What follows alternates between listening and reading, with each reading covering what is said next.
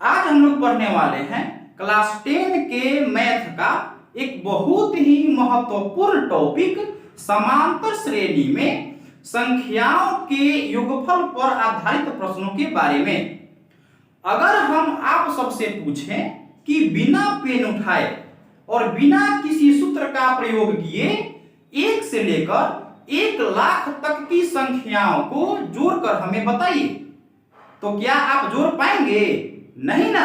लेकिन आज हम एक ऐसा तरीका बताने वाले हैं जिसके प्रयोग से अगर इस तरीका का प्रश्न बोर्ड एग्जाम में आ जाते हैं तो कमजोर से कमजोर बच्चा भी सिर्फ 1 सेकंड में ऐसे प्रश्नों को बहुत ही आसानी से हल कर लेगा। तो आइए देखते हैं इन तरीकों के बारे में। आपको करना क्या है कि जितनी संख्याओं के बारे में कहेगा उसका आधा करके 2 बार लिख देना है, आपका आंसर हो जाएगा। मैंने कहा कि जितनी संख्याओं के बारे में कहेगा उतनी संख्याओं को आधा करके 2 बार लिख दीजिएगा, वही आपका राइट आंसर हो जाएगा। जैसे मैंने अभी बोला कि 1 से लेकर 1 लाख तक की संख्याओं को जोड़कर बताइए, तब हम इसको कैसे जोड़ेंगे? करना कुछ नहीं है, सिर्फ 1 लाख को आधा कर दीजिए और उसको 2 बार लिख दीजिए। अब आप बताइए कि 1 लाख का आधा कितना होता है? 50,000 होता है ना। तो आप क्या करेंगे कि 50,000 को 2 बार लिख देंगे, आपका आंसर हो जाएगा। यानी कि 50,000 और फिर 50,000 हो गया आपका आंसर। मतलब कि 1 से लेकर 1 लाख तक की संख्याओं को अगर आप जोड़ते हैं तो आपका आंसर इतना आएगा। इकाई, दहाई, सैकड़ा, हजार, 10,000, लाख, 10 लाख, करोड़, 10 करोड़, अरब, यानी 5 अरब 50,000 आपका आंसर होगा। ठीक है, तो आइए इस तरीका के कुछ प्रश्न को हम लोग हल करते हैं जो मैट्रिक के बोर्ड एग्जाम के लिए बहुत ही महत्वपूर्ण है। तो शुरू करते हैं। पहला प्रश्न, हमारा पहला प्रश्न है प्रथम 10 प्राकृत संख्याओं का योग कितना होगा।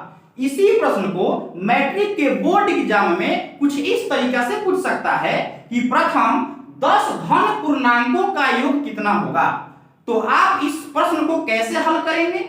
बहुत ही आसान तरीका हमने बताया कि जितनी संख्याओं के बारे में कहेगा उसका आधा करके 2 बार लिख देंगे, वही आपका सही आंसर होगा। तो इस प्रश्न में कितनी संख्याओं के बारे में कहा है? 10 संख्याओं के बारे में कहा है, तो 10 का आप आधा करके 2 बार लिख दीजिए। अब 10 का आधा कितना होगा? 5, तो 5 को 2 बार लिखना है ना, तो 5 5 कितना हुआ? 55। अब आप बताइए इसमें कौन सा आंसर सही होगा? Option number B. कितना आसान है। दूसरा प्रश्न हमने लिया प्रथम 100 प्राकृत संख्याओं का योग कितना होगा। इसी प्रश्न को पूछेगा कि प्रथम 100 धन पूर्णांकों का योग कितना होगा। तो आपको क्या करना है? 100 का आधा कर देना है, तो 100 का आधा कितना होगा? 50। अब 50 को 2 बार लिख दीजिए, हो गया आपका सही आंसर। तो लिख दीजिए 50 और 50 हो गया आपका आंसर। तो कितना होगा? इकाई, दहाई, सैकड़ा, हजार, 5050 आपका सही आंसर है। अब आप बताइए इसमें कौन सा ऑप्शन सही होगा? तो ऑप्शन नंबर ए इसका सही आंसर है। अब तीसरा प्रश्न में है कि 1000 प्रथम 1000 प्राकृत संख्याओं का योग कितना होगा। या इसी प्रश्न को पूछेगा कि प्रथम 1000 धन पूर्णांकों का योग कितना होगा। यह क्वेश्चन मैट्रिक के बोर्ड एग्जाम में बहुत बार पूछा जा चुका है। तो इस प्रश्न को आप कैसे हल करेंगे? तब करना क्या है कि 1000 का आधा कर दीजिए, कितना होगा? 500। अब इसी को 2 बार लिख दीजिए, 500 500 हो गया आपका आंसर। तो बताइए इस चारों ऑप्शन में कौन सा ऑप्शन सही होगा? तो ऑप्शन नंबर बी सही होगा, 500 500। है ना आसान तरीका। अब आपको क्या करना है? मैंने चौथा प्रश्न आप लोगों के लिए लिख कर रख दिया है। अब आपको बताना है कि प्रथम 10,000 प्राकृत संख्याओं का योग कितना होगा। आपके सामने 4 ऑप्शन है। अब आप कमेंट में बताइए कि इन चारों ऑप्शन में सही आंसर कौन सा होगा। अगर यह वीडियो आपको अच्छा लगा हो तो चैनल को सब्सक्राइब करिए और दोस्तों के पास शेयर करिए। आज का क्लास हम यही खत्म करते हैं। धन्यवाद।